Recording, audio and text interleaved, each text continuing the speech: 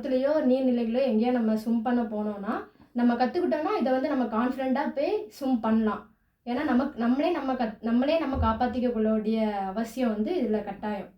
So இது வந்து நம்ம கண்டிப்பாக கற்றுக்கணும் இந்த ஒரு நீச்சல்.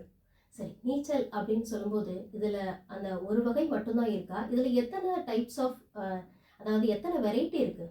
இதில் 4 வகை இருக்குது. நம்ம அடிப்படையாக கற்றுக்க வேண்டியது ஃப்ரீ ஸ்டைல். இது வந்து நம்ம கண்டிப்பான முறையில் கற்றுக்க வேணும்.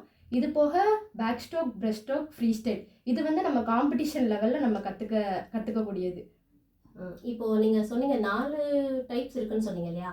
ஸோ இது எல்லாமே வந்து ஒருத்தவங்க கற்றுக்கணும் அப்படின்னா அதுக்கு எவ்வளோ கால அவகாசம் அவங்களுக்கு தேவைப்படும்? மேக்ஸிமம் 3 months ஆர் 6 months ஆகும் மேம். கரெக்டாக கற்றுக்கணும்னா 3 months ஆர் 6 months.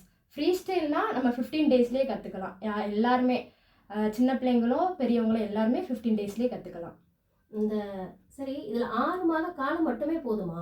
கண்டிப்பாக போதும் மேம். இந்த 6 மாதம் காலத்திலே வந்து ஒருத்தவங்க வந்து காம்படிஷன்லாம் ரெடி பண்ணலாம். கண்டிப்பான முறையில் ரெடி பண்ணலாம். அவங்க வந்து மார்னிங் ஈவினிங் ப்ராக்டிஸ் வந்தால் மட்டும் போதும். அப்படின்னா கண்டிப்பான முறையில் அவங்க வந்து இந்த 4 ஸ்ட்ரோக்கும் கற்றுக்கிட்டு காம்படிஷன் லெவலில் ரெடி பண்ணலாம்.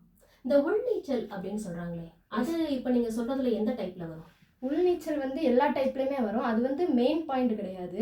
அது வந்து ஃபஸ்ட்டு நம்ம எல்லா ஸ்டைலையும் ஸ்டார்ட் பண்ணிட்டு அந்த உள்நீச்சல் பண்ணதுக்கு அப்புறம் தான் அடுத்த ஸ்டைல் நம்ம யூஸ் பண்ணுற மாதிரி இருக்கும்.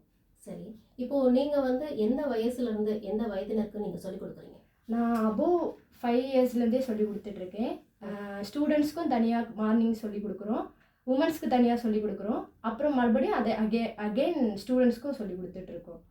சரி, யார் வந்து இதில் ரொம்ப ஆர்வமாக கற்றுக்குறாங்கன்னு நினைக்கிறீங்க? சின்ன பசங்க தான் ரொம்ப ஆர்வமாக கற்றுப்பாங்க. ஏன்னா அவங்களுக்கு வந்து பயம் இருக்காது. இன்னொன்று நம்ம சொல்லி கொடுக்க அவங்க அந்த ஸ்டெப்பை இது பண்ணி கரெக்ட் பண்ணிக்கிட்டே இருப்பாங்க. பெரியவங்களுக்குன்னா இப்போ அவங்க வந்து தண்ணியை கண்டோடனே ரொம்ப பயம் இருக்கும்.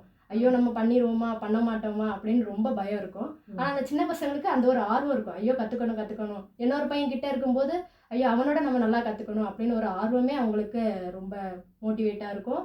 டக்குன்னு கற்றுக்குவாங்க, சீக்கிரம் கற்றுக்குவாங்க.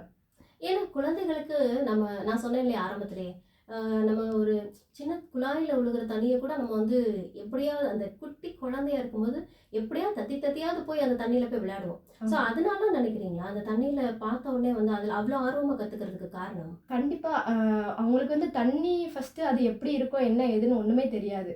அவங்க அது வந்து ஒரு ஜாலியாக எடுத்து பண்ணுவாங்க. உள்ளே போனோடனே டக்குன்னு ஸ்டார்ட் பண்ணிடுவாங்க. உள்ளே போவாங்க, உள்ளே போய் தண்ணிக்குள்ளே போய் முங்கிட்டு வருவாங்க. ஒன்றுமே அவங்களுக்கு தெரியாது. அதனாலேயே அவங்க வந்து அதை ஈஸியாக கற்றுக்குவாங்க.